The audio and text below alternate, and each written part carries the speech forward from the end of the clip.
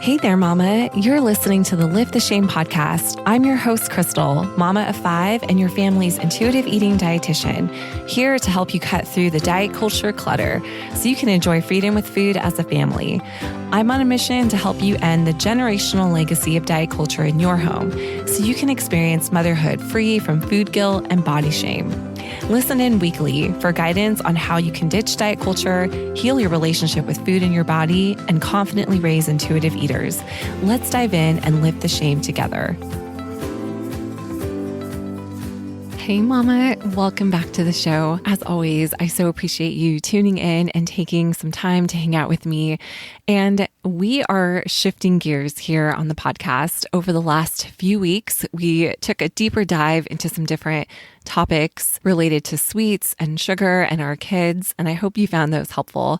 And we are very much going into this holiday season. I feel like Halloween is just the start, and you can definitely feel the energy in the air in terms of the pace is picking up and that holiday pressure, so to say, as I would describe it, pressure to do all the things and be all the things, especially for our kiddos. And I definitely have some holiday related podcasts coming for you on the show over the next few weeks. But I thought I would take today to just speak some encouragement to you, because I know that the holiday season can be fraught with so many different emotions. Especially in our times today, there is so much happening around us in our country and our world. And I know that you are here because you are a cycle breaker. You want to do things differently for your family, for your children. You want to leave your children a legacy that isn't tainted by diet culture or food guilt or body shame. And I love that about you. And I share that desire with you. And I also know that with that comes a lot of pressure, and we put a lot on our shoulders as we try to blaze a path for our children that we've never walked before. And so before we dive into all these different topics related to the holidays, which we will in the upcoming weeks, I just wanted to share some encouragement for you, my friend. And I guess where this is coming from, I recently had an opportunity to be part of a parenting conference that was all about building a secure attachment with our children. And I loved it so much. I have a notebook full of notes, and I'm hoping that I can share some of those insights with you over the upcoming months. It was absolutely fantastic. And also there was so much that I took away from that conference that just reminds me of the importance of reconnecting to ourselves and our values and the things that are important to us, especially as we move through seasons of our life where you may feel like there are certain expectations put on you either by yourself or by other people. And certainly the holiday season can be one of those times. And so I wanted to share just a few tidbits of encouragement that I received from this parenting conference and put my own little spin on it for you. And these are things to consider not just during this holiday season, although I do feel that pressures and responsibilities often weigh heavier on us during holiday seasons. And again, there's so much that can come up during the holidays that can bring up so many different mixed emotions. It can cause past trauma to resurface. I mean, there's a lot that can happen during the holiday season, but also just in thinking about your parenting journey at large, like the broader context of parenting, specifically as a cycle breaker, meaning you are actively working to break generational cycles of trauma and shame and are trying to do things differently with your kids. And this is hard. It's a hard process, and it's something that requires a lot of care and attention to yourself and your needs and learning to do things differently, especially things that weren't necessarily modeled to us as parents. And so I just wanted to speak some of that encouragement to you. One thing about the holidays that I've certainly noticed about myself over the years and have been trying to work through, and I also notice in other people as well, especially us cycle breakers, is that sometimes in effort to do things differently with our children, we tend to overcompensate for maybe things that we didn't have, or maybe things that we weren't capable of giving our children when they were younger. And this can really rear its head during the holiday season when we want to make things memorable and magical for our children and perhaps give them an experience around the holidays that maybe we didn't necessarily have growing up. Problem is that in our effort to do that, it can be easy to overcompensate, which often looks like excessive attention or monitoring or hovering over our kids, sometimes in attempt to remedy our own deficiencies that we had in our upbringing. And this can come at the expense of our mental health and well-being, and in actually building a secure attachment with our own children. On the other side, we can also be so scared of messing up or doing the wrong thing that it makes us more permissive or passive as a parent, which again can make it difficult to build a healthy and strong relationship with our children. And this can be hard because often it stems from our own upbringing, from our own experiences, but also in our attempt to correct the deficiencies that many of us had growing up and with our own families, whether it was food or body image or discipline. There's so many areas that we are trying to right the ship with our own parents. And that process of correcting can sometimes lead to those sides of the extreme where it's either overcompensating or passivity, permissiveness with our children. Sometimes as cycle breakers, we are so focused on just getting it right, on doing right by our children, whether it's with food or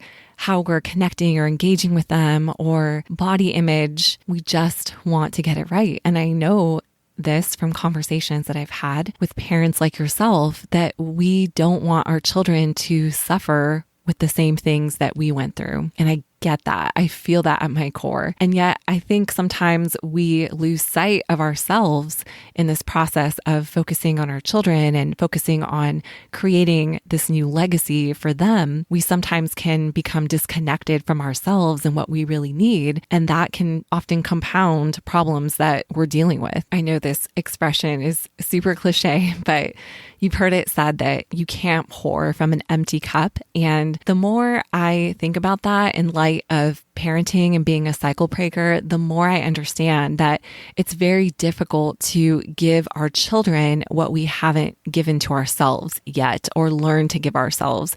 And we can to some degree. And I think many of us sometimes are motivated by being able to do something for our children. But I've also learned that it is important to learn how to nurture ourselves and rediscover our needs and learn to attend to our needs in a gentle, caring way rather than just always moving towards the next thing and often sidelining ourselves and the things that we legitimately need as well. And when we can learn to care for ourselves and even just acknowledge there's maybe many deficits that we had growing up in different ways. However, when we can acknowledge those things and learn to attend to ourselves and learn to give ourselves the things that we needed but maybe didn't have growing up, it pivots the way that we approach parenting and the way we are bringing up our children, where it's not this overcompensation, like I have to make up for all the things that I didn't have or that I didn't do right, versus I'm extending to you, my child who I love, an overflow of what I have learned and received for myself, which is a really hard thing to do.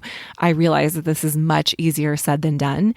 And again, I notice that during the holiday season in particular is when we tend to overextend ourselves as parents in so many ways. And so I just want to talk through 3 different things that you can be thinking about as you consider yourself in this equation, because your needs, you, my friend, you matter. And the work that you're doing is so important. And in order to sustain this work that you're doing in terms of being a cycle breaker and doing things differently with your children, it has to start with you. It has to start with how you're taking care of yourself.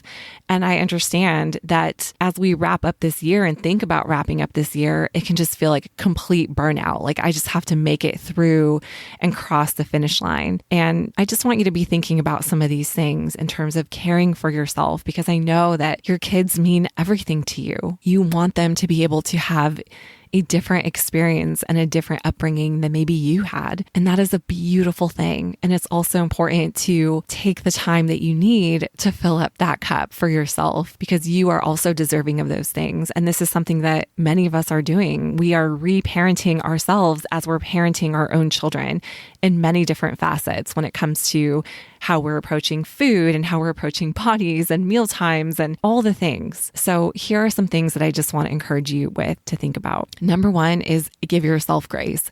But more specifically, another way to think about this is to forgive yourself. This is something that has been really hard for me and something that I'm continuing to work through. And I think many of us as parents can internalize shame or this shameful narrative that's constantly running through our heads that we're not good enough or we're not doing it right or we're not doing enough. And that is where that overcompensation can often fester from. And so I just want to speak this encouragement to you, and that is to just forgive yourself. Forgive yourself for what you didn't know or what you didn't have or what resources that you didn't have. It can be easy to blame yourself for things that didn't go the way that you wanted them to, whether it's for your children or how you grew up. And we can't parent our children from a place of wholeness if we are holding ourselves hostage to shame and all the things that we regret or maybe wanted to do differently. There's so much that we're learning. There's so many things that we're doing differently. And we have to realize that we are doing the best that we can with the resources and the information that we had at the time. You are doing the best that you can. And the parent that is present today is not the same parent that was showing up for your children years ago, depending on where you're at in your parenting journey. But just realizing that we're constantly growing and learning and evolving, and we can't hold it against ourselves for things that we didn't know in the earlier parts of our parenting journey. This is something that, again, I am working through myself. After my first 3 children, I went through an intense struggle with postpartum depression, and it still grieves me to this day for the ways that I couldn't show up for my children, the ways that I wasn't present for them emotionally. And it has taken significant work on my part to be able to forgive myself for that. And they're growing up, and there's so much about their childhood that I feel like I missed out on because I was struggling. And I also have to look at myself from a compassionate lens and realize that it wasn't my fault that I was struggling and that I was doing the best that I could with the resources that I had in my life at the time. And I share that because I think this is a common thread that many of us struggle with. We regret or shame ourselves for the ways that we couldn't show up for our children or the things that we wish we could have done different. And wherever you are at on your parenting journey, I just want to encourage you with that. Learn to forgive yourself, to give yourself compassion for what you didn't know or what you couldn't do or where you were at the time, and knowing that you truly were doing the best that you could. It's difficult to be a parent in this day and age. Many of us are parenting with very little support, and that is even harder to do when you're trying to be a cycle breaker. Maybe you've had to cut off some relationships in some capacity because you realize that they were toxic or not healthy for you or your family, and that can feel very isolating. And you don't want to make yourself even more isolated by living in shame about yourself or how you parent or how you're mothering your children. So when I say give yourself grace, be able to extend yourself forgiveness in the same way that you would to your children or to your partner, that this is part of being human, is learning and growing and realizing that we just can't get it right all the time. And we can't be expected to live to this arbitrary standard of perfection. This is something that I do see characteristic of many cycle breakers. Like, we're so eager to do things differently that we hold ourselves to such a high standard that it's almost impossible. And you don't want to put that over yourself, because there's no such thing as perfect. There is beauty in being able to repair with our children and being able to apologize to them and let them see our humanness and that it's okay that we mess up, and how to ask for forgiveness, how to make things right when things happen, how to give ourselves grace so that our children can learn to do that for themselves too, because that's what we want for our kids, right? And so it has to start with us being able to extend that to ourselves. So that's the first thing I want to share with you. The second thing that, again, is very hard. All of these things are very hard, easier said than done, also important to think about. But the second thing here is to grieve. Allow yourself to grieve what you didn't have, what you needed, and maybe what you're still needing and not getting, and understanding that grief is a process. This is very hard. I think this step is very easy to gloss over or step over because it's so uncomfortable. Grief is hard to sit in, and I definitely want to encourage you to perhaps consider doing this with a safe person or a loved, trusted person in your life so that you're not alone in your grief. But I really feel like this is a necessary step in order for us to move forward in caring for ourselves and our children in a life-giving way, and to avoid the trap of overcompensation. What I have learned from my own journey is that when I've allowed myself to grieve, that it really does help release that pain and shame from my body so that it's not holding my nervous system hostage. Because when we are internalizing all of that, it can just bubble up inside of us with nowhere to go. So many of us are living our lives and trying to parent while also holding on to grief, either because we don't know how to grieve, or we don't feel safe to grieve, or we don't have support to help us grieve. All of these things are valid reasons why you might not be able to grieve. And I just want to encourage you to think about what that might look like and what is it that you may need to grieve, and give yourself space to grieve. And again, I would highly encourage you to do this in the presence of a loved one, a trusted person, a safe person, a counselor, a therapist, someone that can maybe help you walk through this, because the last thing you want is to walk through your grief alone. Sometimes it can feel like you're opening the floodgates and it's too much at once, and that can feel overwhelming and sometimes even be further traumatizing to your body and your nervous system. I also think there are different ways in which we grieve. Sometimes we need to sit in the emotion and release it from our body in the form of crying or tears, whatever that might look like. Other times it's journaling or being able to materialize the things that we find ourselves thinking about, but just never really allow ourselves to fully process or think through. Sometimes it's external processing, like being able to talk it out with somebody else. That can be all very healing ways in which we process our grief. And just to give you examples from my own journey for myself, my grief in parenting has been layered and complex, I'll say. There has been grieving what I didn't have growing up as a child, what I needed from my caregivers but didn't receive. And then there is also grief, again, as a parent, of not being able to show up for my children in the ways that I wanted to. And I shared a little bit of that about dealing with postpartum depression and just not being able to give my children or show up for them in ways that they needed.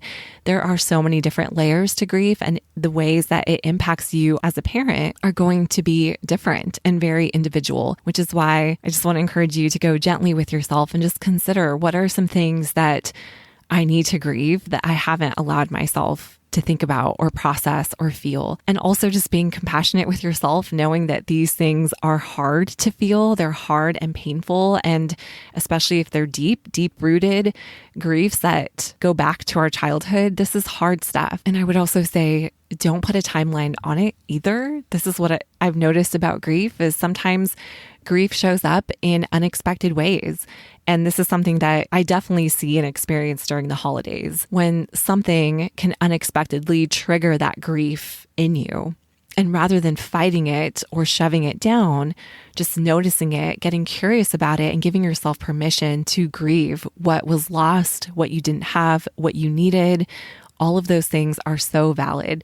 And realizing that this is a process too, that as much as we wish we could just do it and be done with it and get it over with, it doesn't work like that. And when we can give ourselves permission to allow it to be what it needs to be, we can move through it in a much more healing way. And that really truly does allow us to show up for our kids from our healed parts, not our broken parts, not the parts of us that are still wounded. And that is the long-term goal. So something to think about. And even just as a journal prompt for you to consider is writing down or processing what are some things that you want to grieve or want to process in more depth, either from your childhood, from your parenting journey. Are there things that you needed that never got or wished you could have done differently? Those can be some clues as to where you need to grieve and be able to release that pain and shame from your body. So when we can do the work of forgiving ourselves and allowing ourselves to grieve, I believe it really opens it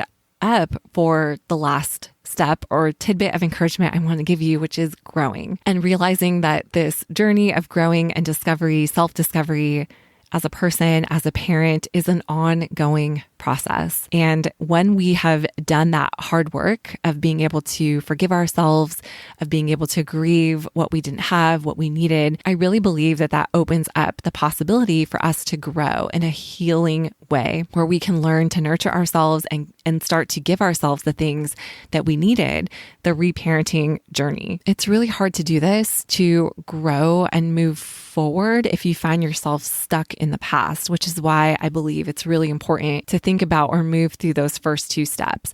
Because so often as cycle breakers, we are learning the strategies, we're learning the positive parenting strategies, we're learning the scripts, we're learning the more beneficial ways to engage with and talk with our children. We're learning all the things. I know you, mama. I know that you're learning everything that you can to do things differently with your children. And sometimes it's easy to forget that it's hard to implement those things in the present when we're still stuck in our past. And that is why, again, it is so important and necessary in order to be able to not just talk the talk, but actually walk the walk with our children. We have to be able to move through those things. We have to be able to forgive ourselves, give ourselves grace, and grieve what we didn't have, what we needed, before we can actually truly implement these things for our children. This is where I can see how we are allowed to give ourselves that permission to be a good enough parent, because there's no such thing as a perfect parent, but we can be good enough. We can be what and who our children need without self-sacrificing what we ourselves need as parents. It allows for genuine connection and secure attachment with our children versus coming at it from a place of guilt or shame. And that is just my words of encouragement to you, my friend, before you jump into the busyness of this holiday season and thinking about all the things that everybody else needs. Just remembering that your needs are just as valid. You are equally deserving of the love and attention and care and nurturing that you're pouring into your children. And in fact, when you learn to give those things to yourself first, it becomes easier to extend that to your children naturally versus forcing it in a way that may come across as ingenuine. So I hope this gives you some encouragement, just some things to think about as you're going through and moving through this holiday season. I know it can be stressful and bring up so many different things, but just know how loved you are. Just know that I'm here for you and would always love to hear from you. If you have any questions or topic requests as we go through this holiday season, feel free to connect with me and share your thoughts, and just give yourself permission to be a good enough parent and know that that, my friend, is enough. So as always, I'm sending you so much love and look forward to connecting with you next week. Thank you for listening to this week's episode of the Lift the Shame podcast. For more tips and guidance on your motherhood journey, come connect with me on Instagram at Crystal Cargis. Until next week, Mama, I'll be cheering you on. Bye for now.